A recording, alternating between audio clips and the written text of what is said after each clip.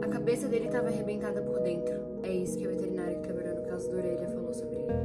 No dia 15 de janeiro de 2026, o Orelha, que era um cãozinho comunitário da Praia Brava de Florianópolis, Santa Catarina, um cãozinho idoso de 10 anos, foi atacado por um bando de adolescentes e morto, enquanto eles brincavam de quem dava porrada mais forte com pregos na cabeça dele. Depois de ser agredido na praia a pauladas por 4 adolescentes de classe alta em Florianópolis. E o nome de cada um deles. Eu não posso colocar a foto deles aqui porque eles são menores de idade, mas eu posso colocar um nome sim e deixar claro que eu nunca mais vou esquecer do rosto de cada um e eu nunca mais vou esquecer do nome de cada um. O que vocês puderem compartilhar sobre a Orelha, não precisa ser esse vídeo, mas o que vocês puderem compartilhar, compartilhem. Não deixem esse assunto morrer, vamos fazer isso chegar nas grandes mídias e vamos fazer com que a Orelha tenha a justiça que